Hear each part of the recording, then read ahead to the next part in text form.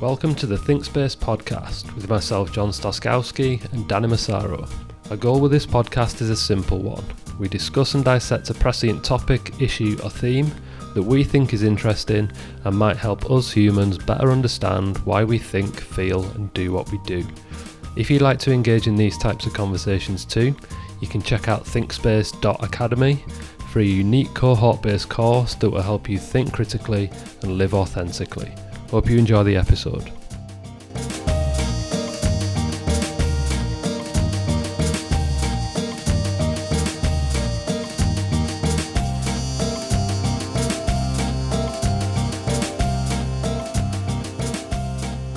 Right, Danny, we're going to flip it a little bit this episode, slightly, at least the introduction that I normally do. So we're going to be talking about energy and something called bioenergetics, more specifically, and how that, or the role that plays basically in how we think, how we feel, how we live, just how it influences our lives. And the reason that we're going to talk about this is I've done some work on it previously, but you thought it was really relevant coming from the Nietzsche podcast that we last did. So we talked about will to power in the last episode. And part of that we touched on a little bit, just how Nietzsche was quite big on the body being the mind, and there's not really been much separation between the two. You are your body, you're not your mind. Yes. So I'm just going to get you to lead us into why you thought this was maybe a particularly good topic to follow on for that, and why we think it's really quite a practical, helpful thing for people to consider. Yeah, well, firstly, I know it's a really good area for you because you're the expert type thing on this. This is a real interesting area for me as someone who doesn't know much about it, but has listened to you, and you've really helped me with it in my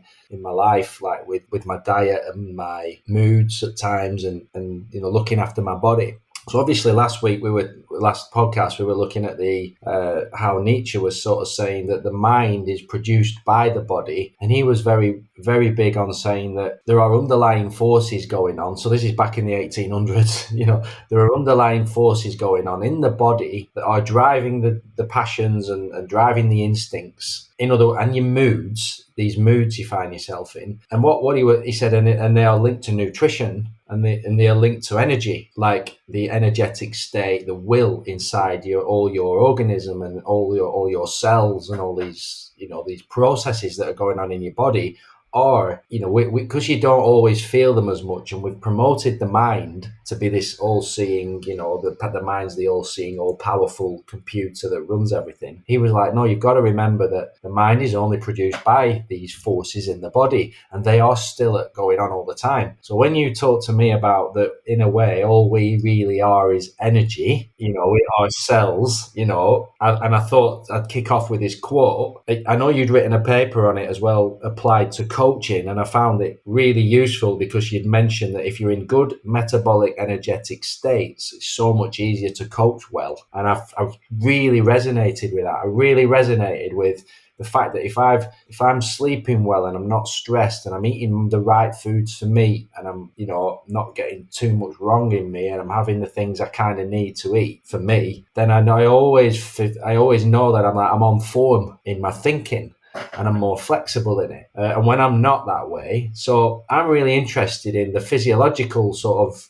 biological, nutritional underpinning of all of that. So you'll talk about this man a lot, a man called Ray Peat, who you'll introduce a bit. But he said, as I read in your paper, that there is no more important concept to understanding life than the nature of biological energy, with thought, growth, movement, and every philosophical and practical issue impacted by it. So there you go. Why? First thing we need to get clear, you said, you're an expert in this. There's no way I'm an expert in this. It's compared to me. Yeah, but it's just, I don't want people to think that we're I get that. But it's just a topic that I really got interested in for my own health reasons, really, like 6-7 years ago, and just got more and more into it, researched more around it, read more around it, and just found it really, really impactful in my own life, really. So that's why I got into it. So yeah, I would say I know more about it than most people, but I definitely don't see myself as an expert. No. But when we're talking about energy, that's maybe the first thing to clarify. Anyone who did like GCSE or like A-level biology and those kind of science topics at school probably remembers that original diagram of like the cell in the body where it's like split down, and then everyone's pretty familiar with the mitochondria being a part of the cell. Now that's really what all we're getting at is we are basically made up of trillions and trillions of those cells, and the mitochondria are really the powerhouse of those cells in terms of they take the food that we eat and it basically goes through a mitochondrial process, and then it eventually gets converted into ATP, which is basically energy that we run on. If you don't have ATP running through your body, you're basically just, well, you're not alive. You're just a bag of bones and skin and stuff. You're no longer a living organism. So that energy, when we're talking energy in this context, is literally the stuff that keeps us alive. So is that like the electricity in a way? In a way, yeah. And I think where a lot of people maybe get confused with this stuff is when they're talking about energy, they tend to think about calories. So they think about, well, I've eaten some food, I've got some energy on board. When really that food is just fuel, Right. which can potentially be converted into energy in that cellular metabolism. That So when you see somebody who looks well, you know, when you say like the beaming, they look beaming and glowing, you know, and they're vibrant, for example. That's like someone who's got good energy, is it? the epitome for me of energy, when you just think of a kid, think of like a 3, 4, 5-year-old kid Right. who is just buzzing to be there and be alive. They're inquisitive. Everything is new to them. They're just loving being in the world and discovering new stuff. They've got energy to burn in terms of they're physically active, and they're like a Duracell bunny, aren't they? They can go and go and go, and then eventually they'll hit like, bosh, I need a nap now. So you can see with children, and when they're in them states, that's what's driving them more than they say. That obviously they haven't got necessarily a conscious thing, but the abundance of energies, as we all know as parents, is driving those children. A bit like puppies as well in dogs and things. It's, you know, we see it in animals. The energy is driving the mood, which is driving the behaviour. And what you see when you get older, we tend to relegate that and put more, no, it's all about your mind space first. And if you can be bothered, you'll do it. And if you can't be bothered, you won't do it. But actually what we're saying is that even as an adult, it's really important to try and get yourself in a state where there's an abundance of energy constantly going through your body if you can. In a way, that's what aging is. So as the example there of a 3, 4, 5-year-old kid, that's basically when our metabolism is at its peak. We're in our peak metabolic health in that phase. And as we age, and this is what you'll see in people that just, in your own life, the people who age the best tend to have the best metabolism for longer. So what's metabolism? Good metabolism, I mean, you're basically creating energy. You're converting the fuel that you're taking in through food, and that's been converted in your cells into ATP, which is giving you an abundance of energy to add life with, essentially. And the reason that we age is because those functions and processes essentially start breaking down and not working as well as we go through life. So that's why,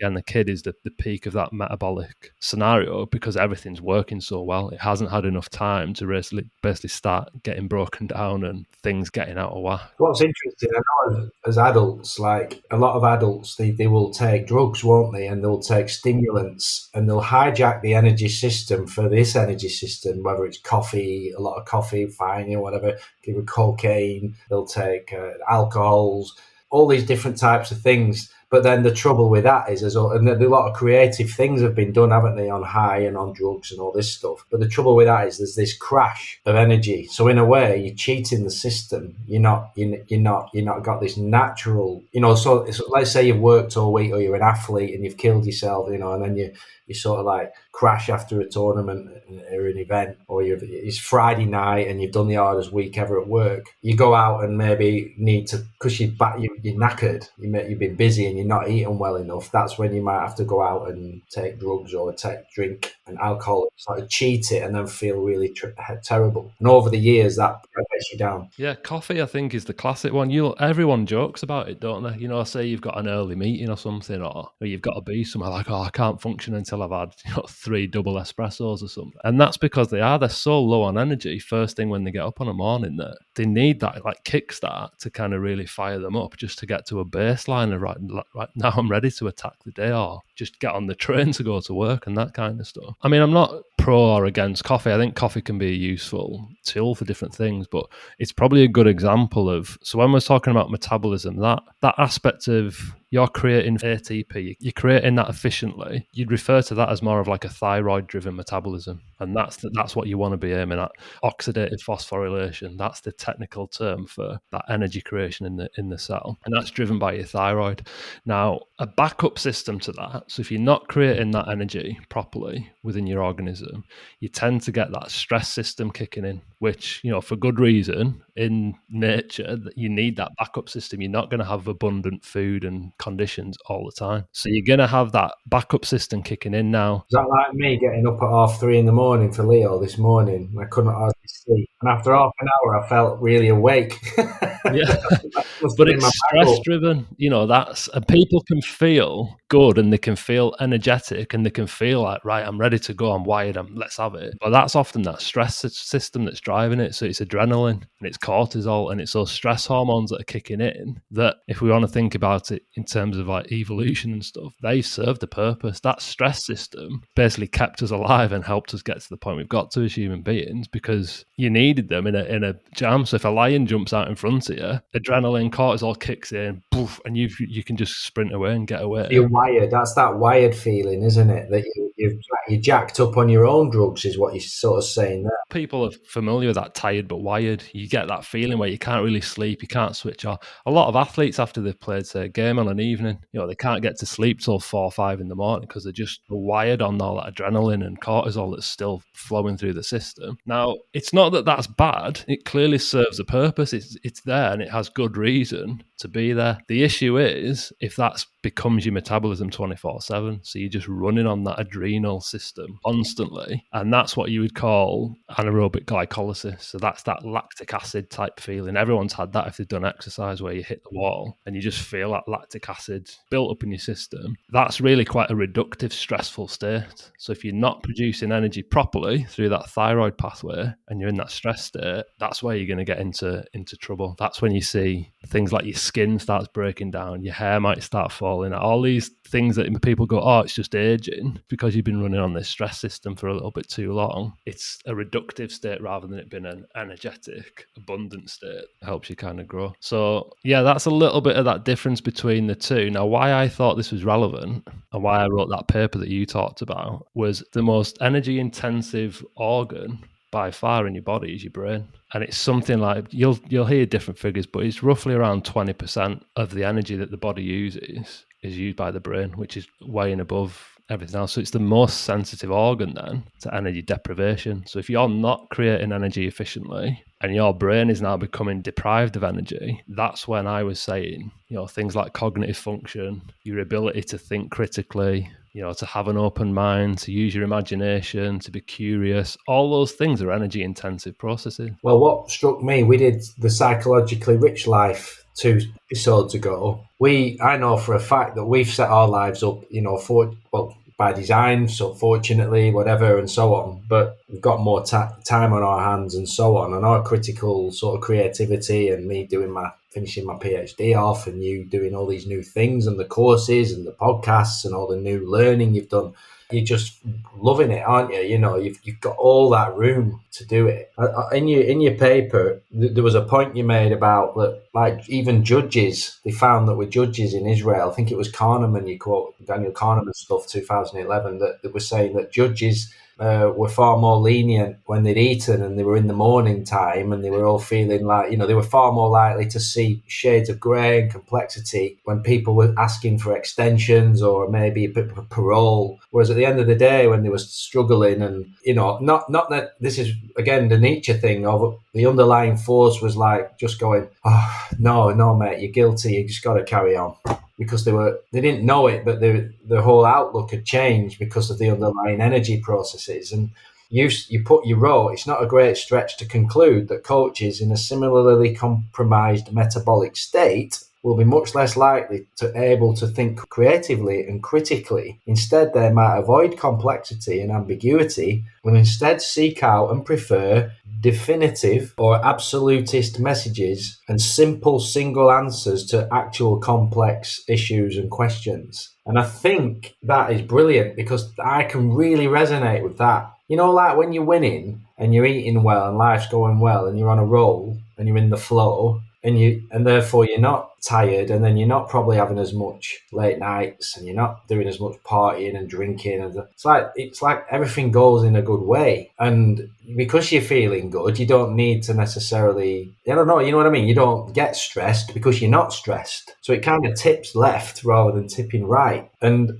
I was watching a bit of Jurgen Klopp this season with someone like Guardiola. At the moment, Klopp literally looks like a bit contorted and stressed in his face and his skin and his teeth and his eyes. He doesn't look like the same Willy Wonka guy, who was around.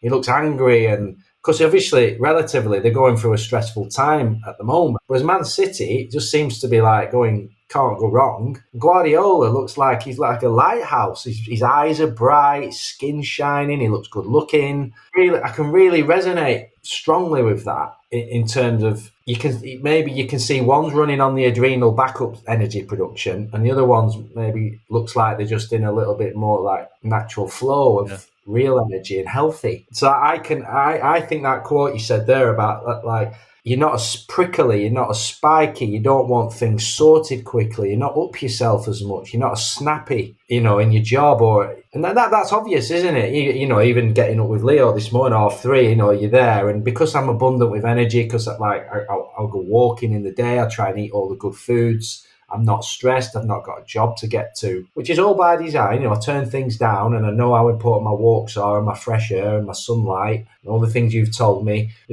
Try and eat foods that are good for me and get sleep. Then I can cope with the bits of stress a bit better. The backup can kick in as appropriately and then kick out. I can kind of go, I almost in a way know I'm on my backup system, and then nip it in the bud before I use too much of it. You can get like a self-fulfilling cycle going as well. So say like you're using the example of Klopp there. Clearly the position he's in is quite stressful. He's getting more attention, that stuff ain't going right. He's stressed anyway. So if that's going to be creating more stress, but then if his actual just underlying metabolic state is causing stress as well, you soon get into this kind of cycle of it's almost never ending. Whereas you'd want it to almost be like, because you're in such a good energetic state, that stress comes and you're just better able to deal with it. So the stress itself doesn't become more of a stressor. A word that I was going to use there, for example, which we might do our next episode on after we had like a listener request, didn't we, for talking about humility. If you think back to when I gave the example of kids are just massively intellectually humble. They don't think they know, everything's new to them, and they just kind of, it's fresh and it's exciting and it's kind of invigorating. Whereas maybe Klopp, people are really questioning his methods, they're questioning his selections. They're asking like, has he been there too long? Is this, was this kind of written in the stars? It always happens after 7 years, I think. So those kind of questions, you become, if you're in a reduced metabolic state, those questions become quite difficult, and you kind of think, no, that you don't know what you're on about. I've got the answers. This is right, that's wrong. And you're a lot surer in your stance. You become less humble in a way because you don't have the energy to kind of give to interacting it in that way, which was when you were talking about that quote that you gave. So for me, one of the causes of that through this pathway, so if your adrenaline's up, your cortisol's up, that stress pathway is in there. Another thing that's going to go up massively is serotonin. Most people have got it into their heads that serotonin is this happy hormone, and it's, that's what you need more of it.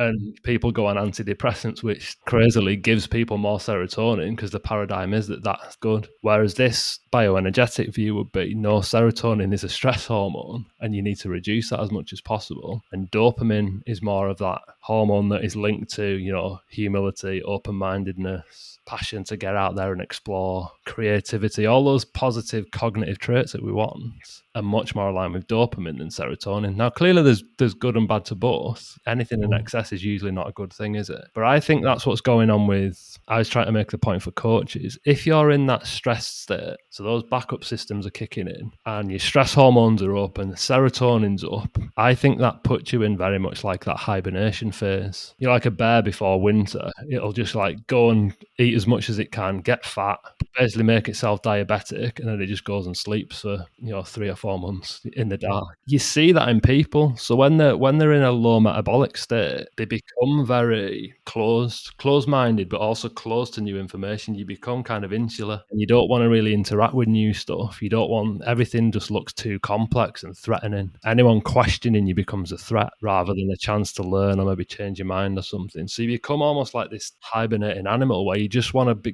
get warm, everyone to leave you alone. Yeah, put the Sky Sports on. Yeah, shut yourself away, just kind of really become, Veg out. into yourself. Don't challenge me with any thinking. Yeah, so that I think serotonin plays a huge role in it, which is very much linked to some of the things we've talked about. And it makes sense, doesn't it? If you're running low on energy, why would you want to kind of engage with new information, new ideas? All that to you is just go, I haven't got the energy for this. Just tell me what to think. I don't want to have to come up with my own opinions on this. Maybe I am just sat with Sky News on watching that, and they're telling me all this even more threatening stuff. And it's like, oh my God, the world's so threatening. Yeah. And you just don't want to have to do with it. You outsource any thinking to maybe a guru or someone who's there and going, well, tell you what, you just follow me because I've got the answers. Don't listen to them. Everything's complex, but I'll make it simple for you. You just follow me. And that's where you get, ultimately you can get at the extreme end, cults forming and stuff like that. So you get people like, they'll go, no, I like this diet, and they play with it and adapt it to themselves. And then the other person goes, no, I do this diet, and this diet's answered everything for me. Or yoga now, everything I do, that's me. I'm fine. I can carry on with all the backup system, do 1 hour of yoga a week, that's fixed it, but it's totally the wrong way of doing it. Rather than someone who's maybe practiced yoga for years and years gently and understands it's part of many other things that just keeps them flowing and energetic and calm and dopamine. Now, what's interesting, we've talked to Nietzsche and Simone de Beauvoir. Nietzsche's thing about not being the lion too much and returning to the child state, right, which is about, relaxing and fun and all of this stuff. And de Beauvoir saying, don't become the serious person, right? Try and get more towards the giver, the artist, the passionate, a bit less than the serious. Still everything, ultimately will the freedom of others and join in and so on. They didn't know about energetics and so on, although they alluded to these underlying things. I think they were onto it. They were onto it there. So in coaching, in practical terms, like when you're around, do you think that like when you hang around with people in groups and they're funny and relaxed and they can have a laugh and they can be playful and they're not so serious and not so stuck, that's got to help everybody else's energy, hasn't it? Because you're actually exuding, you're lightening the stress. At the very time you need people to de-stress, you can't add to the stress sometimes by getting more serious and I'm going to sort this out.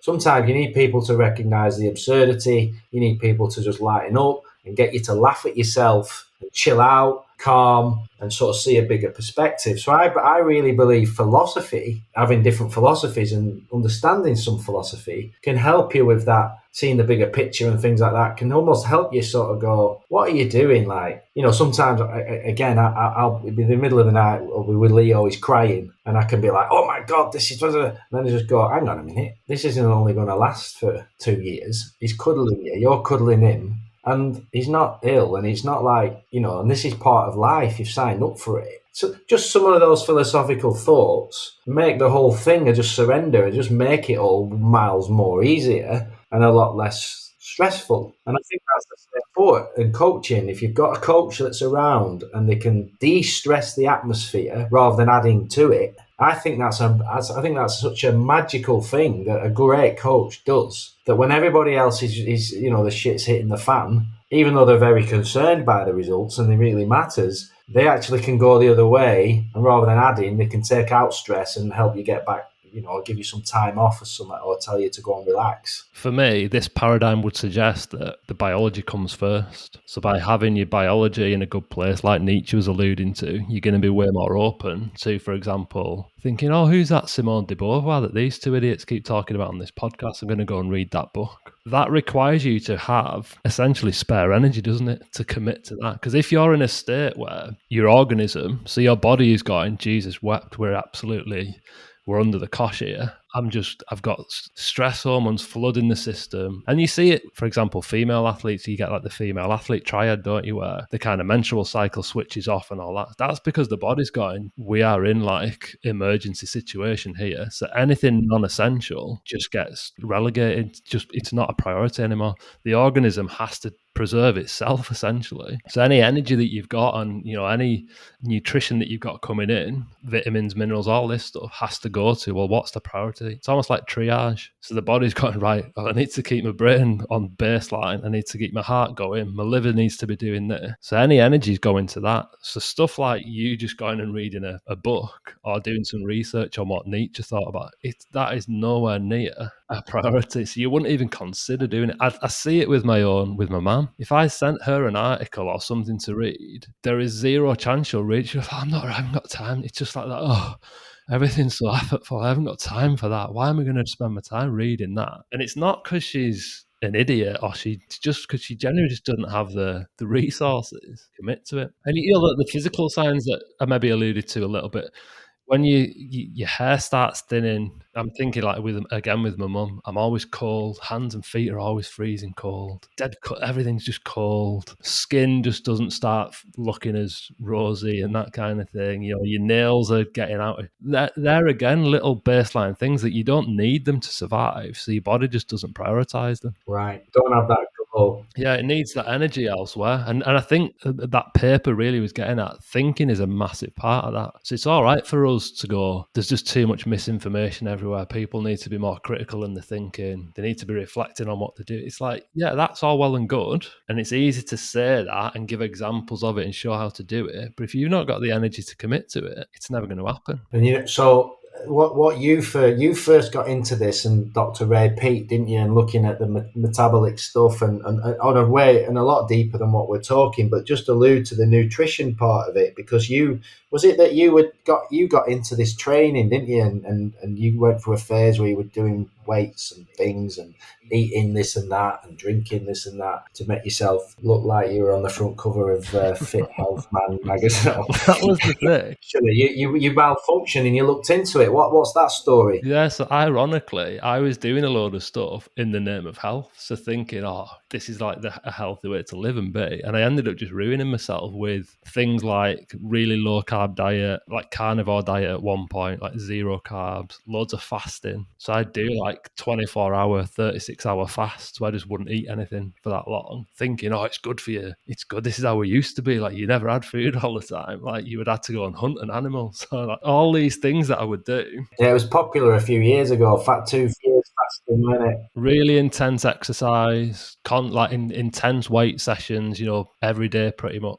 Just battering myself, like again, fasted. So I'd get up on a morning. First thing I'd do is start smashing out like some chin-ups to failure and stuff like that before you've even taken any food on board. And that's after probably I maybe only had one meal the day before. And it was a big learning curve because I got in really good shape, what people would think is good shape. I was ripped. I had like 6-pack, 8-pack. I looked good in the mirror, but I felt horrific, like absolutely horrific. And then that's what led me, down this route, looking into. And your hands and feet were cold, and you were obviously going to work. And did that also then affect, obviously, your physiology? You can feel it in your body and sleeping and so on. Did it affect did you think you were getting like a psychological hit off it? Do you think the backup system, when you're doing your pull-ups and like when you fasted, I know one of the arguments has been that you feel like you've dominated yourself. I've overcome my instincts there to eat. So I am the superior person because I can stick to this diet and I can fast and I know that's some of that's good. You do have to condition yourself and have little limits to your passions and just eating whatever you want to eat. But do you think that's part of the metabolic thing as well? It's like, I heard Roy Keane saying that towards the middle end of his career, he copied Ryan Giggs and went to Italy and tried to eat like the Italians and Mediterranean diet, and it'll prolong your career. Came back, he said he couldn't tackle. He dropped body weight, body fat, and then after a year, he just was like, his mate said to him, "You look like a skeleton. What are you doing?" He said, "I don't know." And he went, I'm from Ireland. I eat potatoes. I eat puddings. I eat, he said, I was having fish and salad at home when all the life and the kids were having lasagna and chips. And I should have just carried on eating all that. What was I doing? He said, but he said, your brain, you get carried away with it, obsessed with trying to like battle your natural instincts to overcome them as some form of discipline. I think that goes on a bit in the modern way. Yeah, I think that's a big part of that self-flagellation is a big part of the culture at the minute. Like I say, not eating, intense exercise. Thing is big at the minute, isn't he? Like Wim Hof and all that cold plunging and that stuff. That's all to do with no one's feeling good doing that. The thought of it. It feels good immediately after, like the intense exercise does while you're fasting, because you jack your stress hormones up, and in the short term that feels good. You get a buzz and you're like, oh, this must be good because I feel good. But eventually that system can't keep going forever, and it starts breaking down, which I did to myself. But I think it is in the culture that it's popular that because everything's so abundant now in the environment that we're in, you can get anything you want delivered to your door within half a day. People expect that now, don't they? We don't ever have to go and hunt for our food or work really for things like that anymore. And I think that's maybe the reaction that people are trying to. I think that they're trying to tune back into what they think would be a bit more of an instinctive way of being as humans, maybe. And that's part of it, that self-restriction. Even though we don't need to restrict now, the environment would have done that for you back in the day. But we overcome that with technology and agriculture and all these different things that we've been brilliant at inventing. So do you think, like, obviously, that you could argue that life's busier. We did the century of the self, didn't we, where you think of yourself as an important person and you get one life and you go for it and all that. That's cool, and there's a lot of pressure now, isn't there, to PR your life and look like you've got it all together, and you've got to keep up with the Joneses, and you don't want to slide off the bottom of the scale. You've got to stay up, particularly in societies in the West, like the middle seems to have gone a little bit. So you have to either be rich and up there and successful, or you're down there. So you can understand why people are like, they have to be on it, and the money has to be coming in, and the CV has to be built, and the social status has to remain high, and the Instagram pictures and your PRing of their life and everything has to look good. Do you think people are just knackered then? Are we not getting enough like plod and enough basic rest to and eating? Do we have to try and set up our lives so that we can not like go back to lockdown states, like where everyone got to well, not everyone, if you had kids and things, but just relaxed. Do you think it's important that you start to realize that you need to rest and find times to really rest and conserve your energy? I think it's a bigger issue than that. So for me, what the bioenergetic view, part of a key part of that would be that we're all, you're an organism. And your organism is always going to be a part of an environment. You can't separate the two. You're always going to be in a particular environment. And I just think now, the modern day, the environment is pretty horrific for us as organisms, the environment that we've created. If you think just things like, diet's clearly an easy thing to look at and talk about. But so the food supply, industrial food supply now, it's just absolute carnage for metabolic health. The diets that people are eating, largely because of industrialization, are just horrific. But then you think of things like the water supply that we've got now is compared to how it would have been even 500 years ago. Plastics, pesticides, the amount of chemicals that we've just got in our environment now, everywhere from the furniture to the stuff that people are slapping on the skin, the amount of drugs that people are taking, the amount of people who are on 3, 4, 5, 6 medications just to get through the day, a lot of which is covering up for the symptoms of poor metabolic health. There's a drug for that, so everyone's on drugs. The stress of things like like EMFs and stuff in the... What's EMF? Like electromagnetic frequencies through Wi-Fi, and your phone constantly held to your ear and all that type of stuff. Yeah. Lack of sleep, like you've alluded to. You live in an environment now where, this time of year it's getting dark at 6, half 6, 7 o'clock. Whereas we've got constant light 24/7 pretty much been pumped into us. So that affects your mitochondria and, the type of light that you're exposed to. A big thing that I think is it's almost like a cause and a symptom. So we've talked about that digitization of society. Everything is measured and monitored and digitized to the finite degree. Now, I think if you're in a poor metabolic state, that stuff appeals because you can almost outsource your decision making to an app or your watch, or, you know, a good example is calorie counting. People don't really eat off intuition anymore. It's like, well, how many calories have I got? And they're putting it into an app and everything's broken down and it's totally devoid of that lived experience. Yeah. Everything's numbers and ratings. And I think that computerization of just what it is to be a human being is huge because of the technology, obviously, but everything is outsourced to a machine, and we're almost been coached, if you think, by the environment to be like robots, to be routine, to be predictable. I did 12,000 steps today. I can have a piece of cake now. Yeah. Like that type of thinking. But if you think with social media and stuff, you know, the way that advertising works, everything is built on basically monitoring what we do and how we do it so that we can then be more predictable, so that we can be marketed to and advertised to and controlled in a way. You know, the more that we're robotic in our way of living, the more we can be controlled in a sense. You know, you don't want people. You almost start getting conspiracy theorists, but you get a society where things like creativity, curiosity, critical thinking, being quite philosophical about life, that's not going to happen with the way the environment's going. You're not incentivized to be that way. So you're incentivized to have basically a low bioenergetic state, so you don't think too much, you know, beyond, because that'd be too much effort and energy. It'd be too painful because you'd realize that you were a bit in a hamster wheel, bad faith situation that we've talked about. So it's so much easier to kind of go, well, I'm never paying my mortgage off and I'm never going to do this and I need my, so I'm just going to shut down and basically get through and be a good person and shut down, get through. That's fine. I see this in sports as well at times. You know when Sartre did say about we do things in bad faith. In other words, you go into robot mode, autopilot mode, and don't think why you do what you do every day. At the end of my PhD, I said I felt that one of the important things was that you had to consider why you were doing what you were doing every day and take part, actively, mentally take part in, why am I eating this today? Why am I sat on this train going to work? Do I need to be doing? I do, because I need to do this and I need to do that. And this, like an athlete's what I see sometimes, they sort of switch off. They go, I'm a pro golfer, I'm a pro squash player, I'm a swimmer.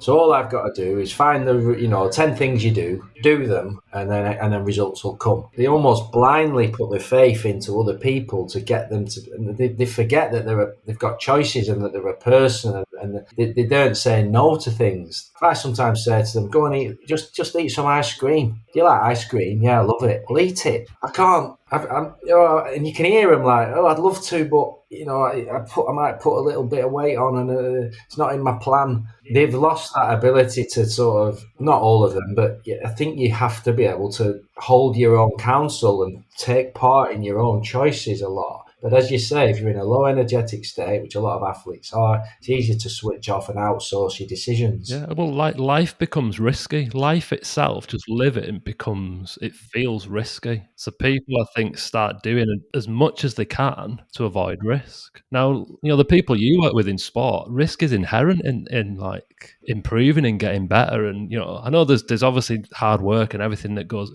but you've got to take a risk. You've got to be willing to put yourself out there. You've got to be willing to, I might play this match and get hammered and I'm going to look like a right idiot in front of my mates. And I spent all this work doing this. And what if I get beat? It's a risk, isn't it, to compete? Or risk in your own mind, risk having 2 days rest when everybody said you should train, because I feel like I need to go for a walk on the beach with my dog rather than do another gym session. Yeah. That's being in tune with yourself and knowing yourself, isn't it? You know yourself, you're in tune, and you sort of start to hold on. I know what makes me tick, and I know that this food has been okay for me. It could be anything. It could be having a little drink. It's not avoiding everything at all costs, or I can never use an app, or I can never watch telly, or I can't have any blue light. It's literally being in touch with your own energy, your own sense of buoyancy and your own glow, looking at yourself in the mirror, thinking, I need that now for a couple of days, or I need to get back on this food because I've just had a little bit too much of that.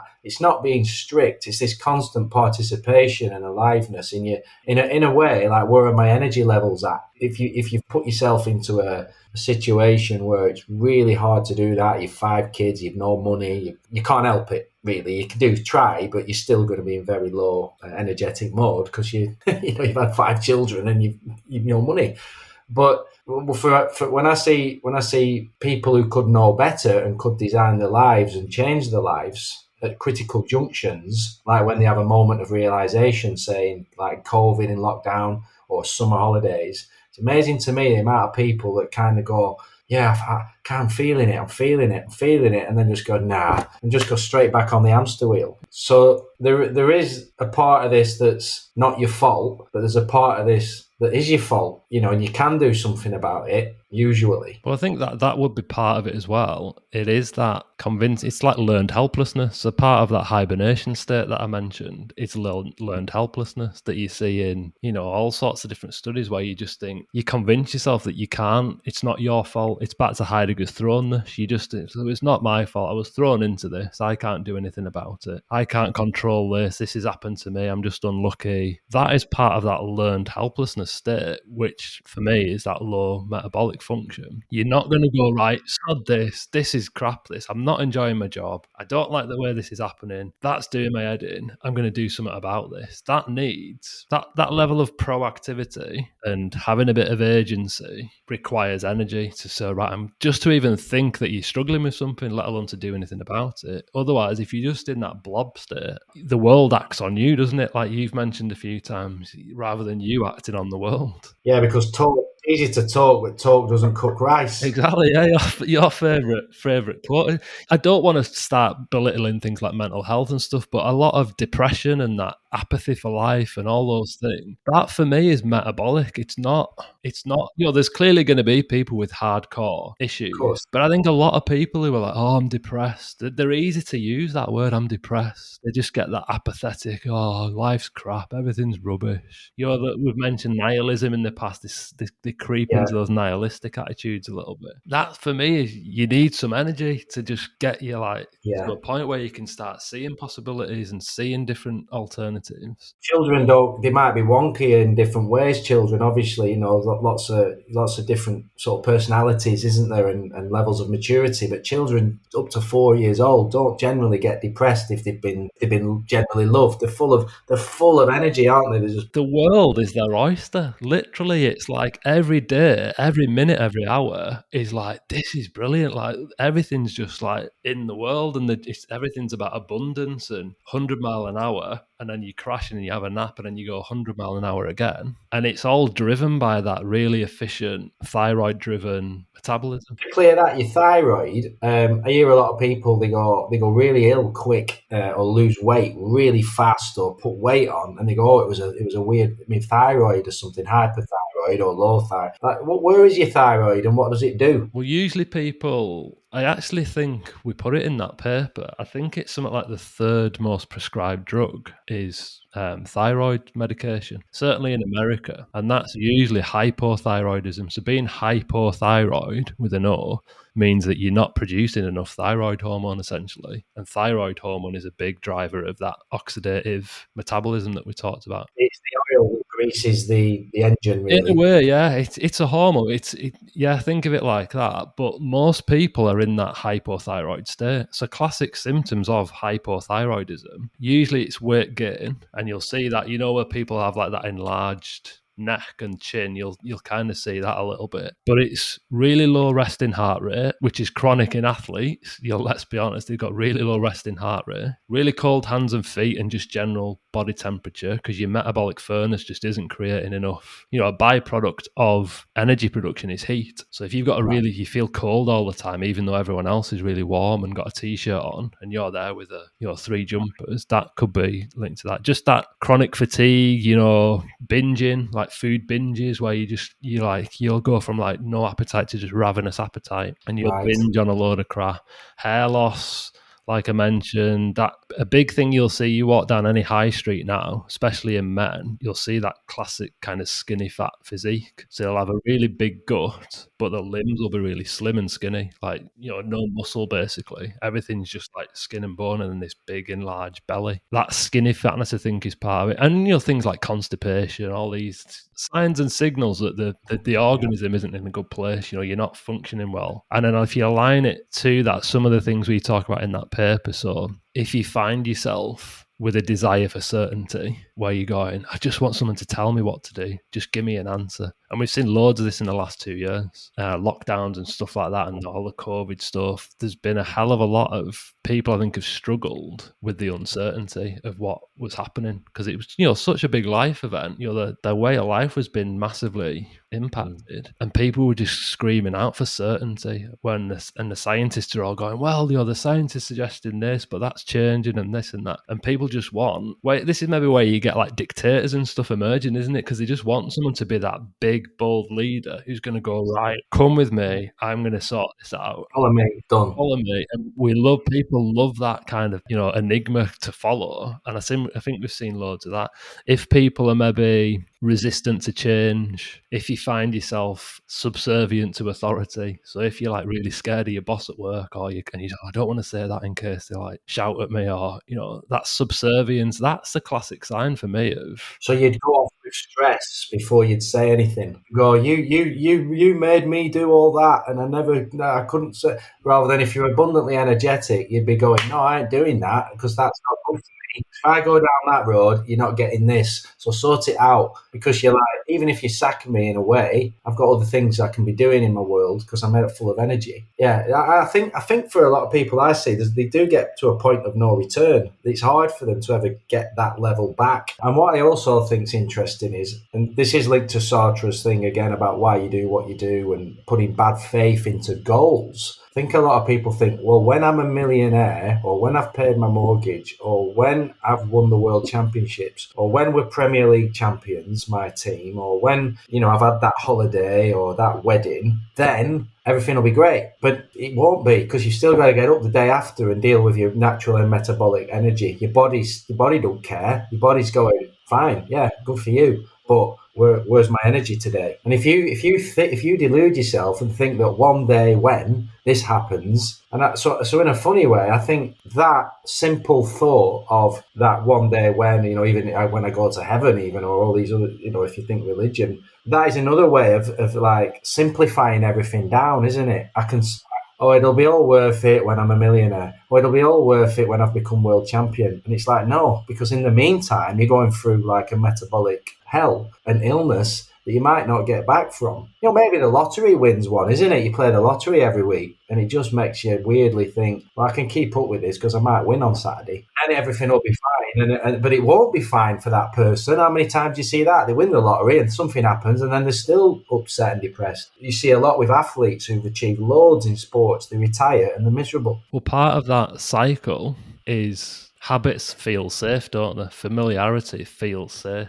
So it's like, well, I'll keep putting that on, and one day it might come. That feels safe. Maslow referred to it in, I can't remember if it was one of his books or a paper that he wrote. Everyone's familiar with Maslow's hierarchy, aren't they? And he says you've basically got two. He's like, people can move forward into growth or step back into safety. Now, when you're in that low metabolic state, again, you crave safety. You crave answers and just simple, instructions. You're not going to move forward into that growth. So again, I think that's maybe why habits, you hear it, the habit of a lifetime, don't you? That's safe. It's familiar. It feels comfortable. There's less risk involved in it. So you're not going to step out of it. Which that can be a good thing because it doesn't take a lot of energy. But that doesn't mean everything you do should be in that state, because then it's a bad thing. You should still have elements. That we've always said it, haven't we? Especially in the early podcast, Sartre's I am what I am and I am what I am not yet. You don't want to be too far, I am my potential self. In other words,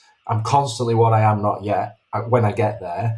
But you also don't want to be too much, well, I am what I am and that's it. So it's working those balances with everything, isn't it? And tuning in. Do I need like myself, my study finished and I've taken on a new job, a part-time new job that's not very long, to be honest. But for me, I know it's going to stretch me and intrigue me, and it's set me off on a new path.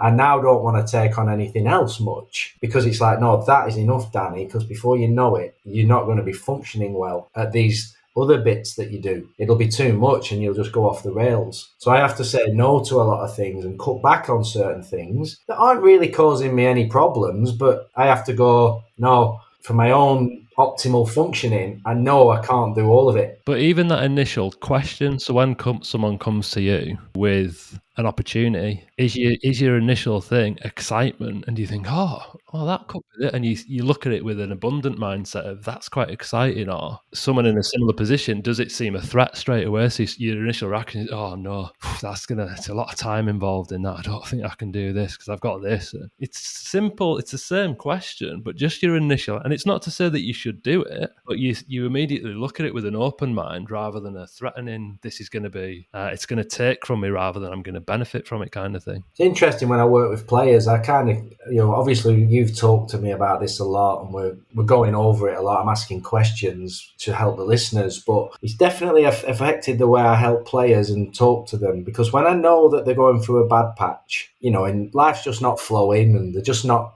it's sport, it could be anything. You could be technically off, physically off, your opponents could just be in a great place at this moment in time, bad draws, bit of bad luck, and you feel when you're living it that you can't see the wood for the trees. You're like, oh my God, worst season ever, I'm not doing well, I don't know where my next win's coming from, confidence goes, and you get in a bit of a rut. And what it's helped me with is to not add to that with them when they're in a rut. It's almost leave them alone and don't try and push them to be, they've just got to ride it out, and if they keep losing, they just write it off. Whereas I think common sense, common books and psychology is no.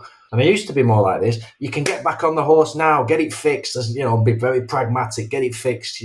Every champion never quits and a quitter never wins and a quitter, and all the sayings come out.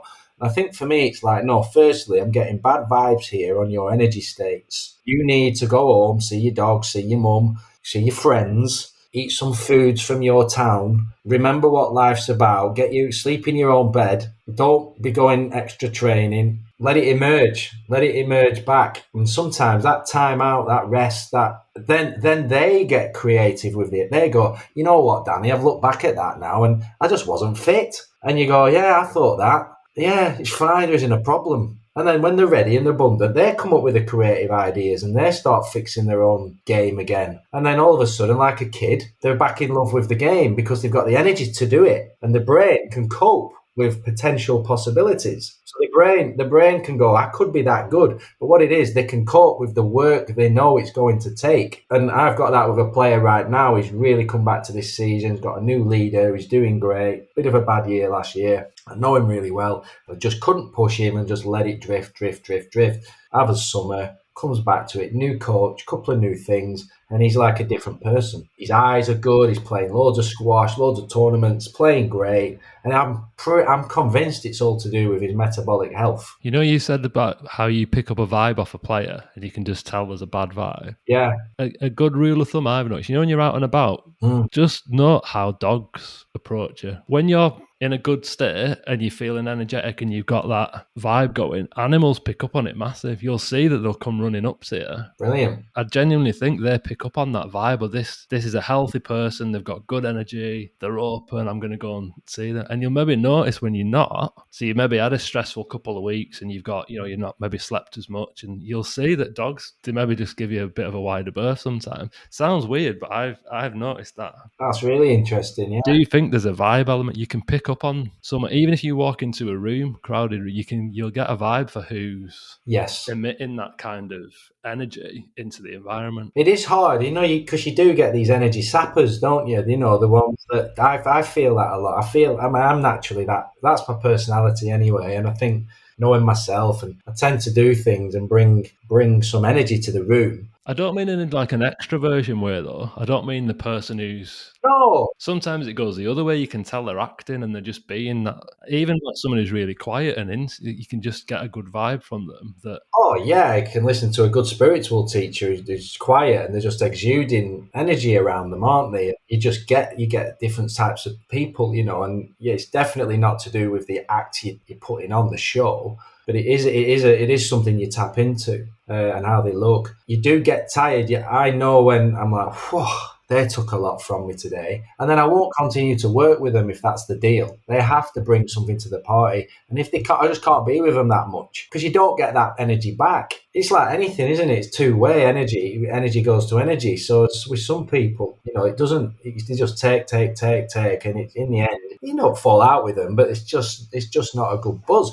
That doesn't mean that in, say, a month or a year, they might have some energy back and then you hit it off again and you reconnect. But just to finish, I better conclude it. It dead simple things that you could, like one thing I learned from metabolic diet, for example, was don't have margarine, have butter. That was a simple one in the food thing. Kate Deering's book about metabolic diet was quite interesting. Again, not a strict diet. You don't get any diet set, but just suggestions and things you can do. Having a bit of sugar with your coffee rather than just black coffee, have it with milk and sugar so it's got the fats to think. That helps your thyroid and helps you a bit better than just black coffee. Are there anything, like you told me not to drink as much water, like just drink when you're thirsty. Are there any other little simple, tiny little quick things we could do? Like, I'm not going to change everything, but they're just a useful thing. I think the biggest one that certainly people like Ray Peat and people in this approach talk about, the biggest one that, or the most impactful thing you can do is get less polyunsaturated fats. So what they call like the PUFAs, so things like vegetable oils. That's one of the biggest negative impacts on metabolic function. So that's cellular energy creation. The polyunsaturated fats are just a disaster for that. Big thing for them is even if you did nothing else, if you're someone who eats a lot of fried takeaway food, for example,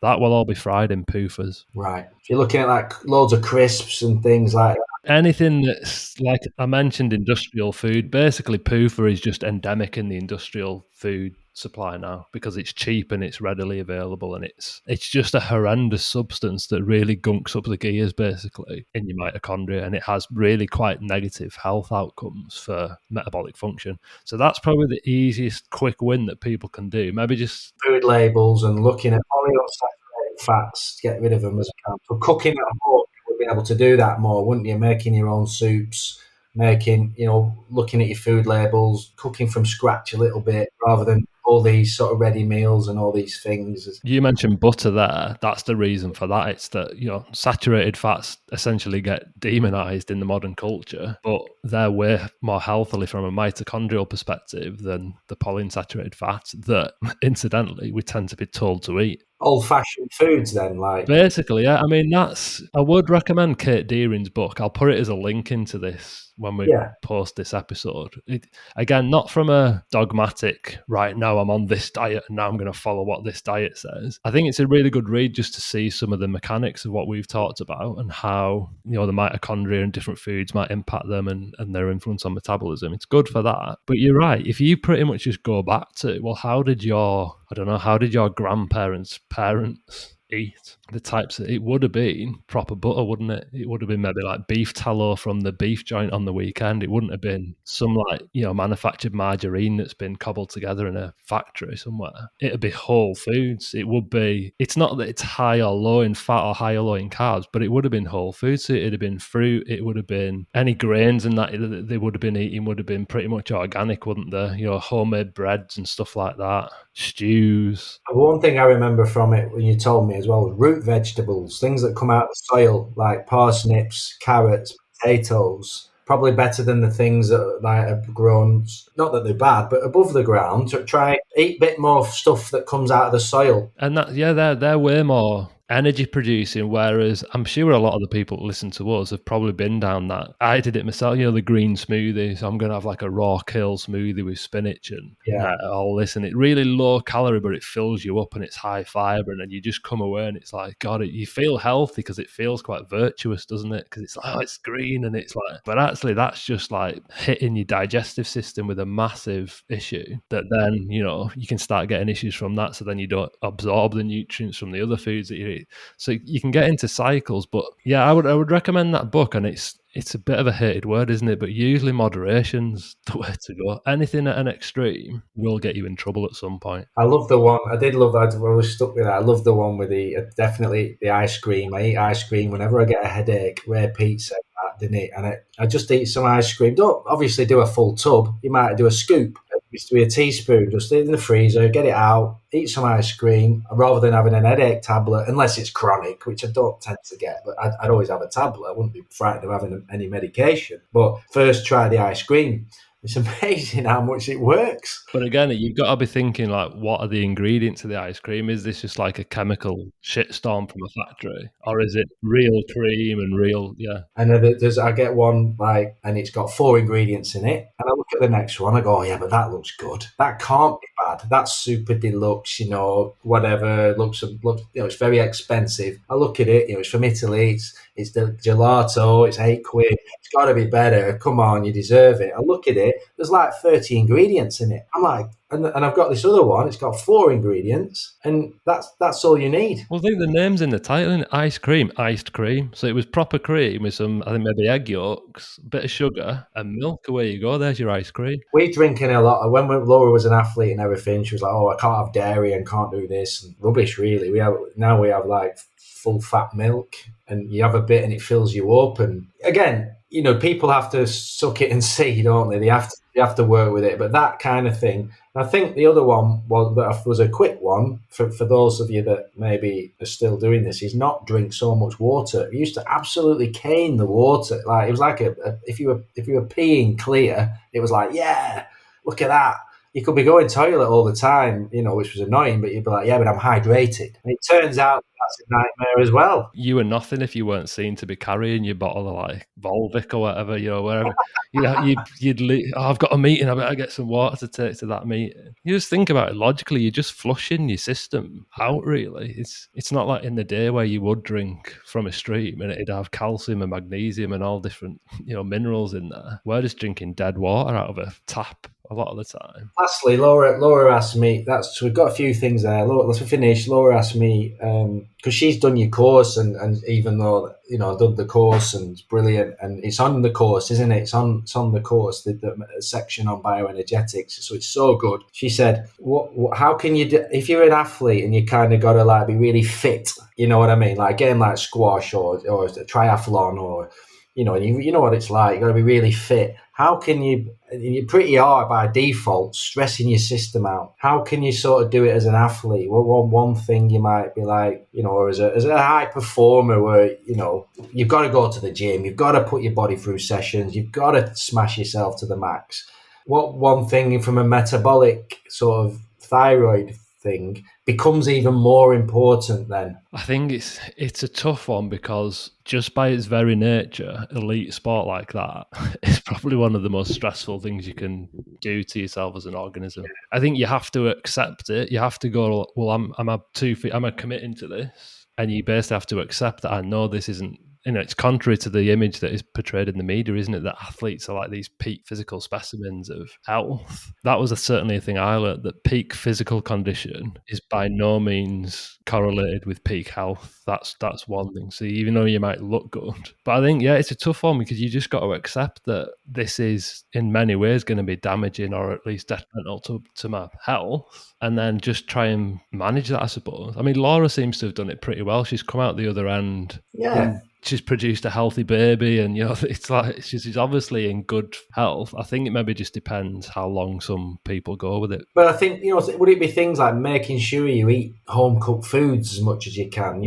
You are basically a bit doomed being someone who's flat out, but these are the things then, in a way, they're not promoted as such, but you really do need to rest. You really do need to eat more root vegetables. You really do need to. If it was me, I would be thinking, right, I'm doing this, I'm going for total nutritional abundance. So I would be considerate of, right, vitamins, minerals, different micronutrients, because the fact is you're going to be going through them a lot quicker than you or I would be now, let's say. So I'd be making sure I'm not just hitting kind of what the recommended daily allowance might be. I'd be going, right, I'm going for nutritional abundance, and I'm making sure I'm giving myself the foods that my mitochondria can use to produce energy, which might differ for different people depending on your own metabolism and things that you like and don't like, and that kind of stuff. I think Kate Deering, who wrote that book, What Used to Be a Marathon Runner, and the reason she got into it was because she ruined herself with marathon. All the diets and the running and the fads. I just think there's a sensible, it'd be the same in anything that's high stressed and high pressure. And like you say, you can't escape that environment because you're committed for that part of your life to it. But there are still very sensible things you can do that are informed by your metabolism and your energy states. And I think as a coach and for me as a husband as well with Laura, like, because she obviously is dead good at sticking to fats, carbs and proteins, that kind of, as long as her weight was good, she wasn't in a muscle tone. But I was more always concerned with her, like, her background energy and things. Yeah. I used to say things to her like, even the best race horses and the racehorse trainers know when to put the horses in the field and rest and say, you ain't running this week, pal, because you ain't going to produce. They just have a sensitivity with animals. So I used to say, I'd take control and just say, no, you're not training today. You're not doing this. You're going in the field kind of thing. You eat, I'm making you this food. You're having chips like today, even though it's a PUFA. It was just like a mood thing. And then it'd be like, and then you're having more food. You're having a sleep. And also we're going out for a laugh. Going out laughing, and we're going to go and do this and relax and even have a glass of wine and just decompress from it all. Maybe that would be a recommendation I would have for athletes and coaches, anyone really. And it links, as a finishing point, let's say, to link back to that digitization and that objectifying everything to numbers. Being confident enough, whether it's as an athlete, if your training plan is saying this or the coach is saying this, and but actually that day you're thinking no, because you will sense it in your gut that I've got to do this session today and I know this is going to break me. It's a big hard session. Maybe tuning back into and trusting your gut a little bit more than just, well, this is what the plan says, so that's what I've got to do in today. Because that again that's an easy way to add a massive amount of stress to an already stressed system, isn't it? I know Mark, Laura's trainer, Mark Campbell, brilliant here, English Institute of Sport, he was, strength and conditioning guy. If you went in and went, I'm not feeling it, Mark, he'd go, brilliant, go home, go to bed, go and have a chill out, go see your friends, no problem for me. Because obviously there's it's trendy for the athletes to be like priests, like just disciples of training principles, isn't it? Again, good people, But that's what Nietzsche was onto in you. Tune into what's your body telling you. It's cleverer than your mind sometimes. Yeah, that's cleverer than your mind. So don't just intellectualize everything. Just tune back into like, what's the vibe? What are you feeling like? And get cognizant with that again, rather than just outside stuff telling you what to be doing and in your mind rationalizing it. Brilliant. Great. What a good episode.